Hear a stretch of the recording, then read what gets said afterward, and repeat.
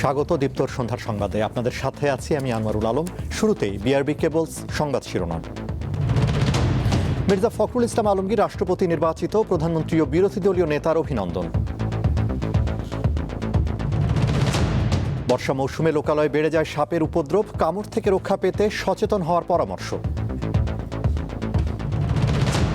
ইরানের বিরুদ্ধে কঠোর অর্থনৈতিক নিষেধাজ্ঞার ঘোষণা যুক্তরাষ্ট্রের প্রেসিডেন্ট ডোনাল্ড ট্রাম্পের।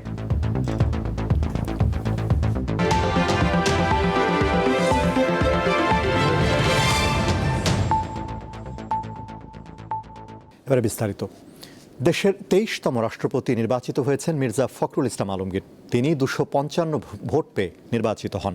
এছাড়া 11 দলীয় ঐক্যের প্রার্থী অলি আহমদ পেয়েছেন 88 ভোট। নবনির্বাচিত রাষ্ট্রপতিকে অভিনন্দন জানিয়েছেন প্রধানমন্ত্রী তারেক রহমান, জাতীয় সংসদের বিরোধী দলীয় নেতা ডাক্তার শফিকুর রহমান ও 11 দলীয় ঐক্যের রাষ্ট্রপতি প্রার্থী অলি আহমদ। নির্বাচনের ফলাফল ঘোষণার পরই নবনির্বাচিত রাষ্ট্রপতি মির্জা ফখরুল ইসলাম আলমগীরকে ফুলেল শুভেচ্ছা জানান প্রধানমন্ত্রী তারেক রহমান। পরে তাকে অভিনন্দন জানান জাতীয় সংসদের বিরোধী দলীয় নেতা ডাক্তার শফিকুর রহমান। এ সময় তিনি মির্জা ফখরুল ইসলাম আলমগীরের সাথে কোলাকুলি করেন। পরে বিরোধী দলীয় চিফ হুইপ নাহিদ ইসলাম সহ সংসদ সদস্যরাও একে একে নবনির্বাচিত রাষ্ট্রপতিকে অভিনন্দন জানান। এছাড়া 11 দলীয় ঐক্যের রাষ্ট্রপতি প্রার্থী অলি আহমদও মির্জা ফখরুলকে অভিনন্দন জানান। সম্মানিত ভোটার, মাননীয় সংসদ সদস্যগণ, আপনাদের সবাইকে জানাচ্ছি অনেক অভিনন্দন ও শুভেচ্ছা। এর আগে দীর্ঘ প্রায় 35 বছর পর রাষ্ট্রপতি নির্বাচনের ভোট গ্রহণ হয়। দুপুর 2টা থেকে শুরু হয়ে একটানা বিকেল 5টা পর্যন্ত জাতীয় সংসদের অধিবেশন কক্ষে ভোট গ্রহণ চলে। 349 জন সংসদ সদস্য রাষ্ট্রপতি নির্বাচনের ভোটার হলেও ভোট দিয়েছেন 243 জন সংসদ সদস্য। নির্বাচনে প্রতিদ্বন্দ্বিতা করেন বিএনপির প্রার্থী মির্জা ফখরুল ইসলাম আলমগীর ও 11 দলীয় ঐক্য জোট থেকে অলি আহমদ।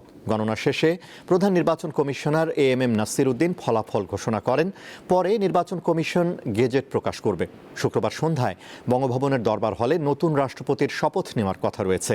আইন মন্ত্রণালয় তাদের মতামতে জানিয়েছে, সংবিধান অনুযায়ী বর্তমান ভারপ্রাপ্ত স্পিকার নবনির্বাচিত রাষ্ট্রপতিকে শপথ বাক্য পাঠ করাবেন।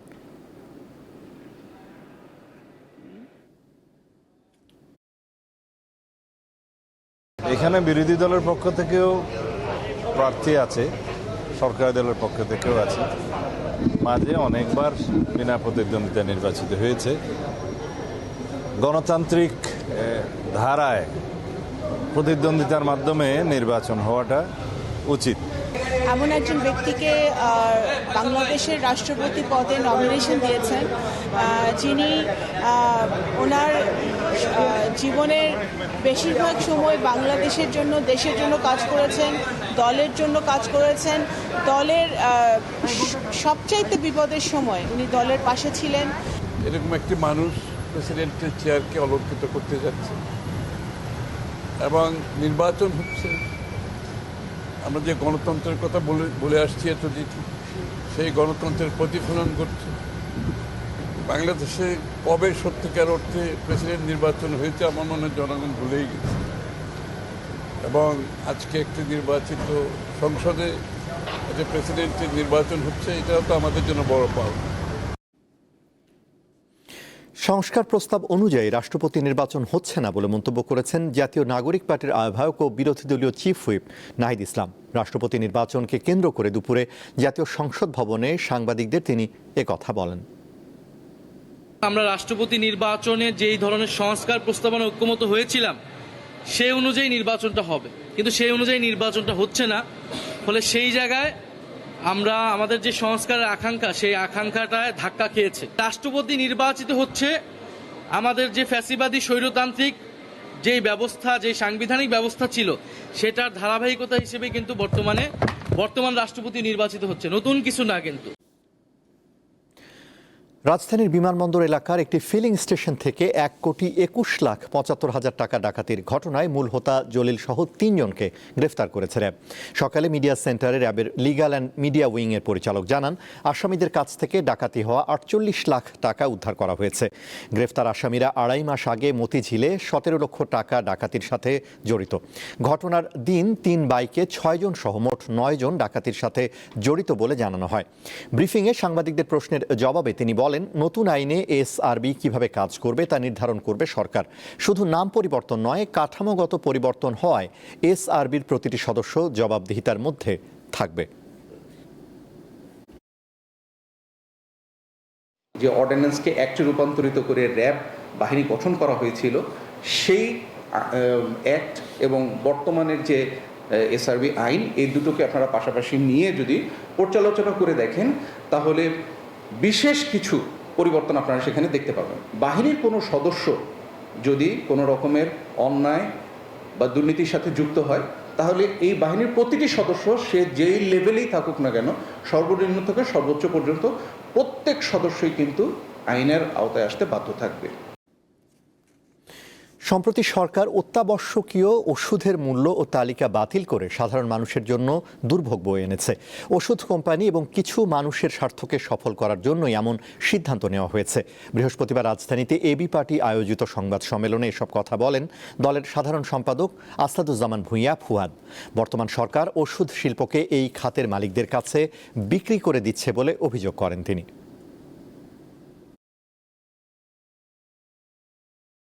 এই গুরুত্বপূর্ণ ওষুধ বেচা কেনার সাথে আমাদের শিল্প মালিক সমিতির যে সম্পর্কটা আছে, ঠিক একইভাবে হচ্ছে ডাক্তারদের কমিউনিটির একটা বিশাল অংশ যারা বিভিন্ন কোম্পানির ভাড়ায় খাটেন, তাদের প্রেসক্রিপশনে তারা ওষুধ দেন, তাদের কোম্পানির ওষুধগুলো দেন, ওই কোম্পানির ওষুধ দেওয়ার মাধ্যমে উনি আবার ওখান থেকে রেশন পান।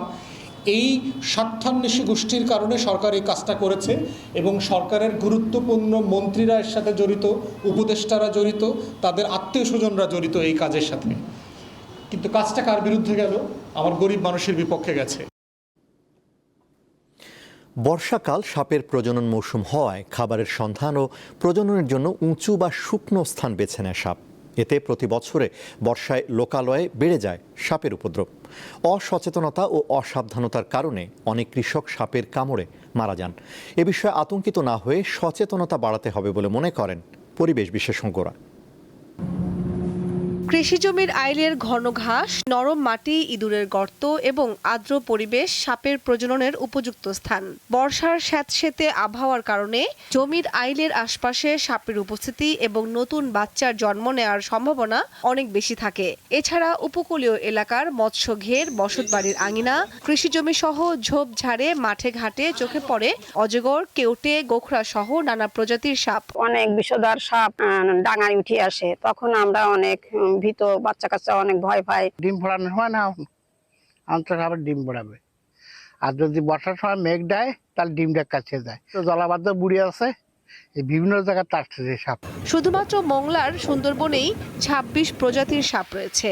বর্ষাকাল সাপের প্রজনন মৌসুম হওয়ায় এ সময় তারা ডিম পেড়ে বাচ্চা ফোটায়, যে কারণে প্রকৃতিতে সাপের সংখ্যাও হঠাৎ বৃদ্ধি পায়। তাই জমিতে নামার সময় সতর্ক থাকার পরামর্শ দিচ্ছে কৃষি বিভাগ। বাংলাদেশে প্রাপ্ত সাপের মধ্যে বেশিরভাগ সাপই হচ্ছে নির্বিষ, সুতরাং আতঙ্কিত হওয়ার সুযোগ নেই। আমরা সাপকে যতটা ভয় পাই তার থেকে অনেক বেশি ভয় সাপ আমাদেরকে পায়। এটা ঝোপঝাড়, যেখানে একটু অন্ধকার জায়গা, সেখানে আমরা অবশ্যই আরো ছাড়া চলাফেরা করব না। যেখানে ঝোপ রয়েছে, জঙ্গল রয়েছে, অজ্ঞাত জায়গা, আমরা কি করব, একটা কাঠি বা কোনো কিছু দিয়ে খোঁচা দিয়ে দেখতে হবে, সেটা খোঁচা দিলে ওর অবস্থান বোঝা যাবে। তবে বিশেষজ্ঞরা মনে করেন সাপ কৃষকের শত্রু নয়, বরং প্রাকৃতিক বন্ধু। তাই সাপ নির্মূল নয়, বরং সতর্ক থাকা দরকার। কৃষকরা তাদের বাড়িতে যদি একটা বিড়াল থাকে, বিড়াল খুব দ্রুত সাপ খেয়ে তাড়াইতে পারে, জায়গাগুলো অধিক মাত্রায় সাপ, বিষাক্ত সাপ আছে, সেসব জায়গাতে অবশ্যই গামবুট পরে পায়ের দিকে যদি লঙ্ঘন করে, গামবুটের কারণে যদি সে বেঁচে যায়। দেশে প্রতি বছর গড়ে প্রায় 4,03,317 জন মানুষ সাপের কামড়ের শিকার হন, আর মারা যান 7,511 জন। তাই সাপে কাটার পর ওঝা বা কবিরাজের কাছে না গিয়ে সরাসরি নিকটস্থ সরকারি হাসপাতালে যেতে হবে, যেখানে বিনামূল্যে অ্যান্টিভেনম পাওয়া যায়। কামরুন নাহার, দীপ্ত, বার্তাকক্ষ। নওগাঁয় এয়ার ব্লোয়ার মেশিনের মাধ্যমে পেঁয়াজ সংরক্ষণ জনপ্রিয় হয়ে উঠছে। কৃষি বিভাগের সরবরাহ করা বিনামূল্যের এই মেশিন পেয়ে সন্তুষ্ট জেলার কৃষকরা।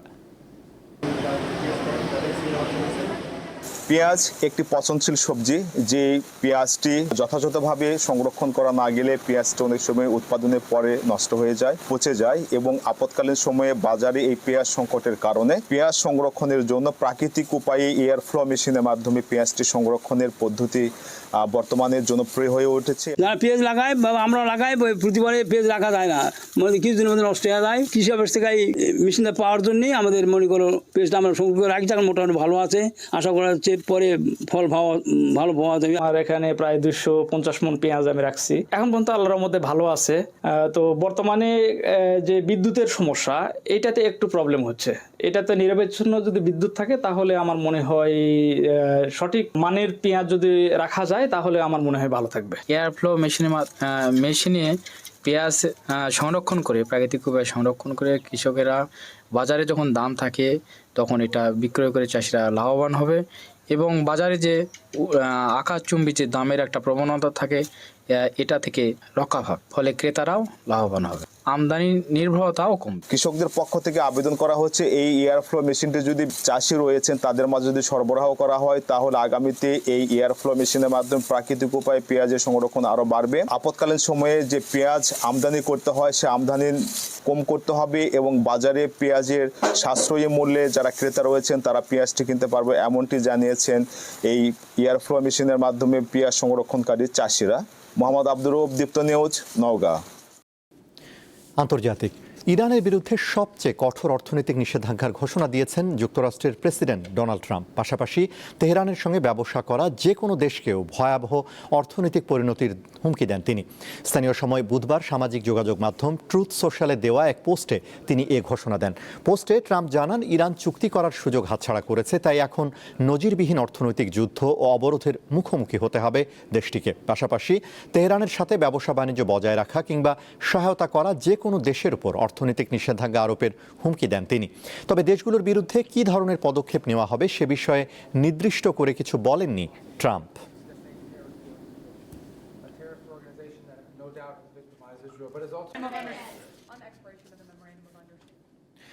কলকাতায় অগ্নিকাণ্ডে মৃত আরও 2 জন বাংলাদেশির পরিচয় নিশ্চিত হওয়া গেছে। এ নিয়ে 7 জন বাংলাদেশি নাগরিকের পরিচয় পাওয়া গেল। ভয়াবহ ওই দুর্ঘটনায় 9 জন নিহত হন। বাংলাদেশিদের মধ্যে 4 জন কুষ্টিয়ার, 1 জন ঢাকার এবং 2 জন সাতক্ষীরার। কুষ্টিয়ার 4 জন হলেন দেবাশিস দত্ত, তার স্ত্রী আফসানা শারমিন, ছেলে স্বর্ণশীষ দত্ত ও শ্বশুর আকরাম হোসেন। ঢাকার সাভারের যে ব্যক্তি মারা গেছেন তার নাম আহমেদ বাবু। আর সাতক্ষীরার 2 জন হলেন SM আলিমুজ্জামান ও রেবতী সরকার। আগুনের এ ঘটনায় জমির মালিককে আটক করা হলেও হোটেল মালিককে এখনও গ্রেফতার করা যায়নি। আগুনে ক্ষতিগ্রস্ত আবাসিক হোটেলটি সাময়িকভাবে বন্ধ করে দেওয়া হয়েছে। পাশাপাশি কলকাতার বাণিজ্যিক কাঠামোর নিরাপত্তা ব্যবস্থা খতিয়ে দেখতে পৃথক তদন্ত কমিটি গঠনের কথা জানিয়েছে স্থানীয় পৌরসভা।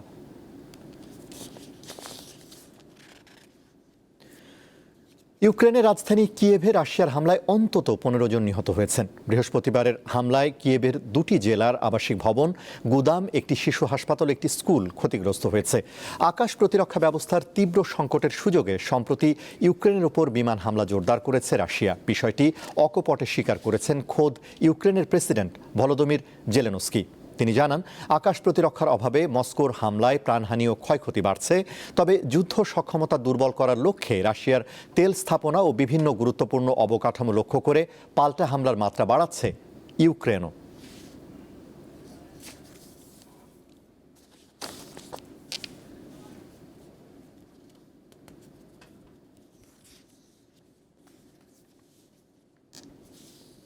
খেলার খবর।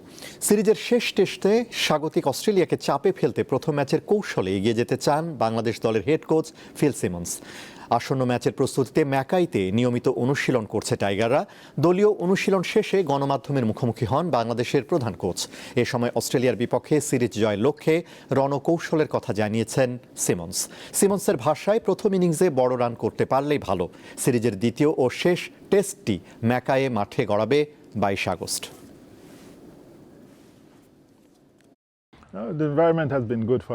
প্রথম ইনিংসে বড় রান তোলা সবসময়ই ভালো, এরপর প্রতিপক্ষকে চাপের মুখে ফেলবেন। আমরাও সেটাই করার চেষ্টা করছি।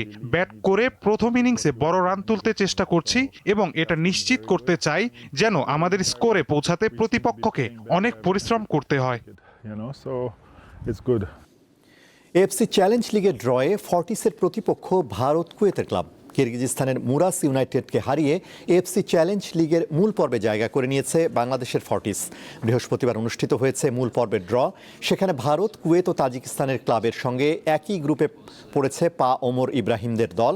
মালয়েশিয়ায় অনুষ্ঠিত ড্রয়ে ফর্টিসের গ্রুপে জায়গা পেয়েছে কুয়েতের কাদশা স্পোর্টিং ক্লাব, ভারতের এফসি গোয়া ও তাজিকিস্তানের রেগার তাদাজ ক্লাব। গ্রুপ পর্বের ম্যাচগুলো হবে কুয়েতের মাটিতে। ম্যাচগুলো অনুষ্ঠিত হবে 17 থেকে 23 অক্টোবর। শেষ করব দেবতর সন্ধ্যার সংবাদ। তার আগে বিআরবি কেবলস সংবাদ শিরোনামগুলো জানাবো আরও একবার। মির্জা ফখরুল ইসলাম আলমগীর রাষ্ট্রপতি নির্বাচিত, প্রধানমন্ত্রী ও বিরোধী দলীয় নেতার অভিনন্দন।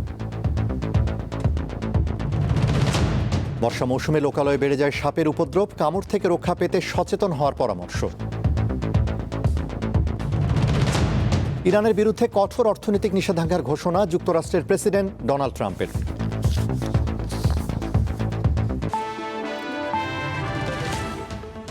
এই ছিল এখনকার মতো। এছাড়া আরও তথ্য বিনোদনের খবর পেতে যুক্ত থাকুন দীপ্ত টিভির ডিজিটাল প্ল্যাটফর্মগুলোতে। ধন্যবাদ।